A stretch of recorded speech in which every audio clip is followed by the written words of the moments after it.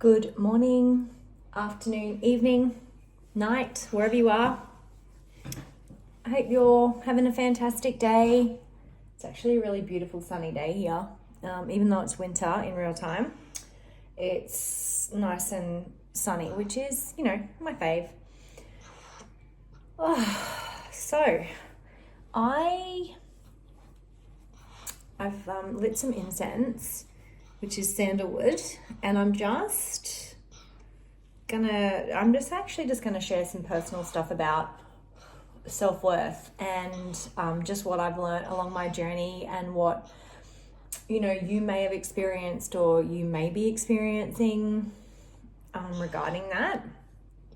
And so just on my journey, this isn't a victim thing at all, but it's my life has been just what felt just riddled with challenges and difficulty and people not understanding me and just a lot of negativity and darkness. And even though I don't feel innately dark inside, I've always been connected to the angels and to God and to nature and all of that. And this isn't funny, but you kind of have to laugh at yourself sometimes.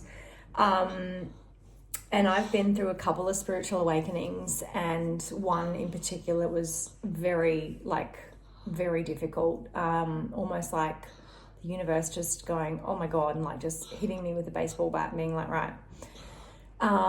In multiple different areas of my life, because sometimes we don't learn, or we're a bit stubborn, or we're no, I'm not going down that path, I'm doing this, and the universe is no, you're not meant to be there, or you're not meant to be with that person, or you're not meant to be in that job, you're not meant to be in that home, or with those family members, or with those friends, that friend circle, or that community group, or whatever.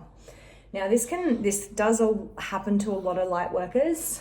And I heard something the other day that that really just put things into perspective for me in terms of my own journey. And I'm 40.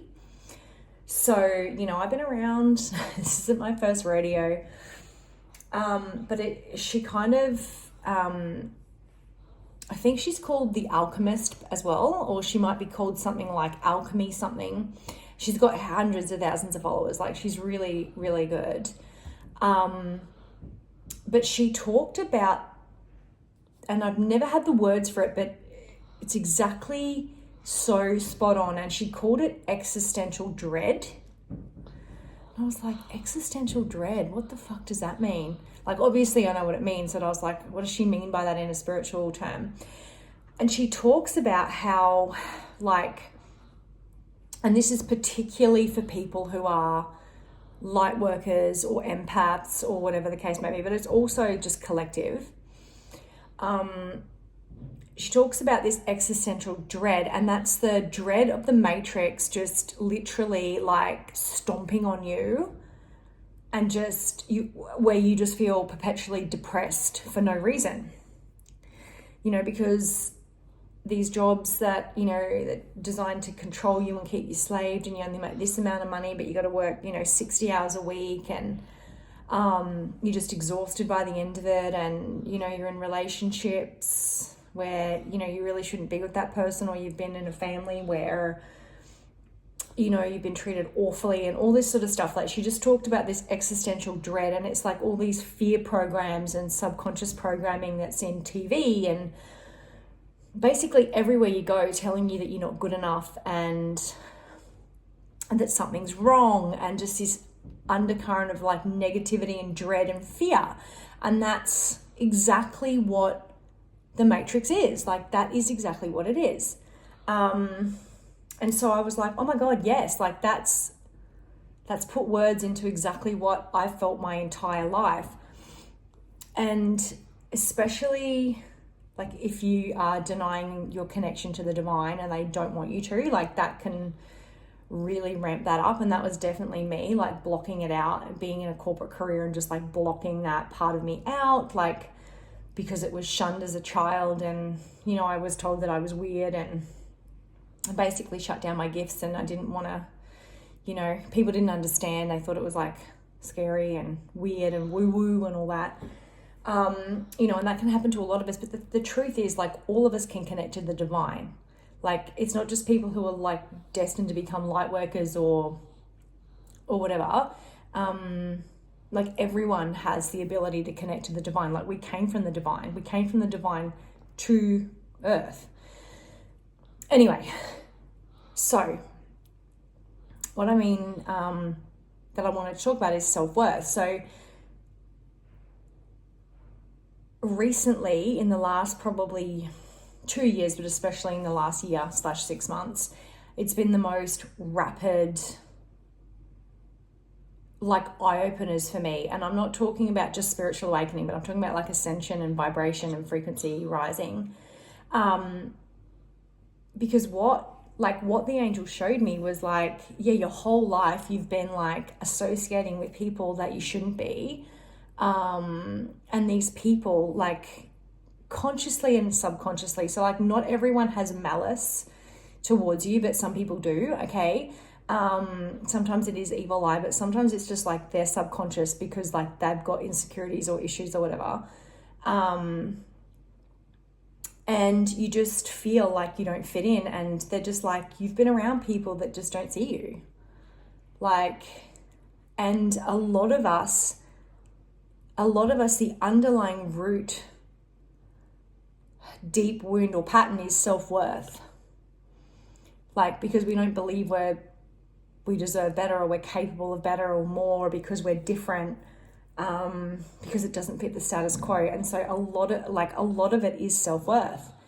And they showed me so clearly that I've just been around people who have never appreciated me, but I've done so much for them, like friends, family, jobs, bosses, communities, romantic partners, situations like that.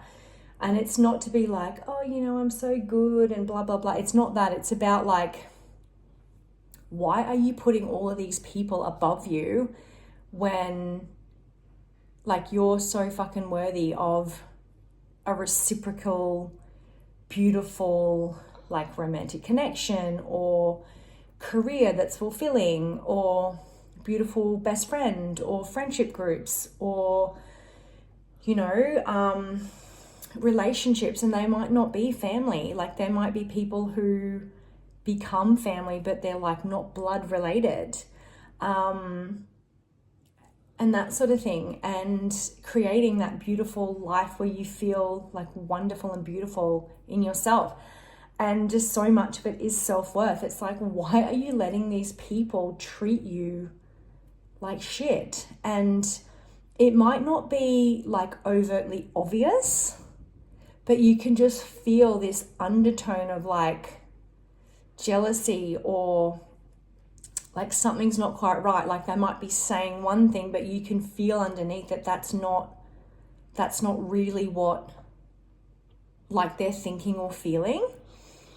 And I literally let go of a supposed really close friend that I've known since I was like 20. So we're talking like 20 years. And and this isn't to judge that person or anything like that, but it was just like, every single thing has been one-sided. Like, every single thing has been one-sided. It's been about me reaching out, you know, me going above and beyond, me like tolerating their sort of ho-hum, miserable, like just really average, like just attitude, and just like things have never felt like super joyful around them, and it's always just been like ho-hum, and you know. And I just sort of woke up and I was like, what the fuck? Like, just things that have happened to me with that person in the past, like where they weren't there for me when I really needed them. And this is like when I, you know, kind of, this is a specific thing that this happened a couple of years ago, but it got brought to my attention like in the last couple of months with the angels, and they're just like, hello. And you know, it might just be like a seemingly like whatever thing, but it kind of triggered like every instance. And I was just like, oh my God. And like, so physically my size is between a 6 and an 8 Australian. And this ex-friend, was definitely on the much larger side. And when I invited this person to the baby shower of my first child, after having not really had a lot of connection with them or like had them invest in me or like care that I was pregnant or whatever, for quite some time before that, and having not seen them for quite some time, the first thing that they said to me when like I went out to greet them to invite them into the baby shower was, for the first time ever, you're fatter than me. And I was like, you know, like I kind of brushed it off at the time, and I was like, like that's really funny, you know, because I was very heavily pregnant. And then, yeah, like Spirit showed me that, and like just a whole bunch of other things that they said. And I was just like, that's not a friend. That's a frenemy. Like that's someone who's like envious and jealous and like mean and like not wanting to see me do well. And that just opened up like a lot of other people that have said like really underhanded things to me. Like there's a difference between someone having a joke and when you can feel the undercurrent of energy that's like not nice. And the whole point of this, you know, me telling you this and everything like that is because I was like, I didn't value myself enough to be like, what the fuck? Like, that's really quite rude. Like, excuse me. Like, I'm here celebrating my baby and me. Like, it's not about you and it's not about your snide comments. Like, and I realized that underneath all of this stuff that had been happening to me my whole life was the fact that I wasn't valuing myself enough to be like, I don't want to speak to you, or, you know, no, I don't want to be friends with you, or like, no, I don't want to come to that family gathering because you don't make me feel good, or no, I don't want to continue this romantic relationship with you because it's completely one-sided and you actually treat me like garbage. But all of those really difficult things had to happen because I wasn't valuing myself. Like I wasn't valuing myself enough to be like, no. And that's what this journey particularly the last 7 years has been for me, but, you know, really in the last year as well, because it's just been like, no, I don't want to live like that. And no, I don't want my children to be raised be raised around people who are candle blower outers and, you know, people that put them down and don't see their value and their worth and celebrate them, and or see people putting me down, you know, as well, because like children are very susceptible to energy and much more open than we are because they're not programmed, like, you know, they've only been on this earth for a short time and they're just pure love. So yeah, if you're kind of feeling like you're depressed but you don't know why, because you're not really depressed, or like you just have this really huge, loving, beautiful, pure intention heart, there are probably many instances in your life where those people didn't deserve that. And that's not saying that you shouldn't give love to people and be generous and all that sort of stuff. It's about the right people, because people like that, they're actually just low-key miserable. And it doesn't necessarily mean that they're a bad person. I mean, sometimes it does. They can be malicious. But it just means that they've got a lot of healing to do within themselves. And, you know, you want people around you who are happy for you. And if you are on that sort of path, you are a lot more aware of like what you need to heal within yourself. And if you're open to it, like your angels, the spirit, or God, whatever, will show you. And for me, I guess I'm telling you this because I was a bit like my intuition always told me like, something's not 100% right, but I kind of was a bit naive about it. Like, not that I didn't know it was there, but I was a bit like, turn a blind eye. Like, you know, love and light, like be kind, be forgiving, like, people are going through stuff and da-da-da. And then I just realized, like, actually, no, these people are, like, deliberately trying to, like, basically bring me down to feel better about themselves. And you just can't rise and serve and just do what you're here to do if you're around people like that. And, sometimes those people will wake up or, change and be sorry and like rise up and meet you. But a lot of the time they don't. And it's really hard because it's like you may have had like a long history with these people or whatever, but a lot of the time, like it is long-standing friends or family or like a long-standing intimate partner. And you just like, you actually don't value me at all. You literally just want me there for your own comfort, or you don't want me to grow, or whatever the case may be. And it's just like, no, like I'm worth so much more than that. Thank you and goodbye. And you have to let go of the dead weight, as hard as it is, because you deserve so much more. And that's just the truth. And that's what I've learned. And I just want you to know, like, and I see it in, like, when you become aware of this, like, you can never unsee it. So, like, it makes you really empowered, but it also can intimidate people because you're just like, no, fuck off. Like, that's just bullshit, or like that comment's just not warranted, or whatever the case may be. And yeah, so you can just never unsee it. Like, you can never unsee it in people when you wake up to it. And sometimes you can like nip it in the bud right then and there, and people will be like, oh, okay, like I won't cross that boundary and they'll be fine. But there'll be people who are just like, trying to kind of bring you down, and those people you just don't need at all in your life. You just don't. I don't care who they are or whatever the case, you don't need those people in your life. Anyone that's bringing you down intentionally or, subconsciously, like they're not on your vibe. You need to, or if you want to vibrate higher and you want to really change and make your life beautiful and wonderful and feel beautiful and good and warm and loving and peaceful from the inside out, you must either cut ties with those people, or you must distance yourself from those people and keep like a loving distance. And anyone that you feel is like maliciously doing it to you, then they got to go permanently. Like, see you later. See you fucking later. Bye. Like, don't wish you any ill or anything like that, but just fuck off.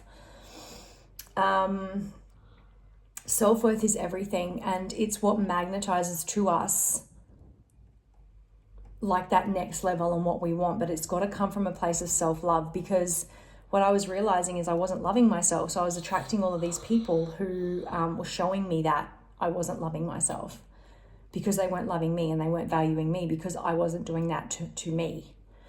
You see? So it all starts with the self. Know thyself, and you will know the type of life that you really, really want. And your connection with spirit is like the biggest key to that. Like, I can't even tell you enough. All right, I'm going to pull one of our beautiful, joyful abundance cards. I'm just feeding my beautiful baby girl, so I'm kind of trying to do it one-handed so I don't like wake her or bother her, but we'll just see.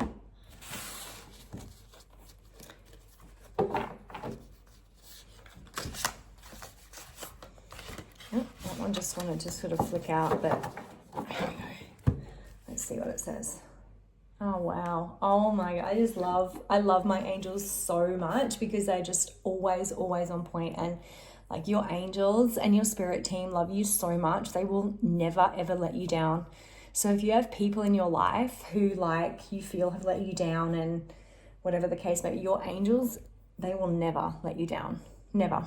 They might tell you things you don't want to hear, but they will never let you down. Ever. Oh, self-worth. My feelings, ideas, and actions align with my soul's inherent worthiness. For the highest love and light. There you go.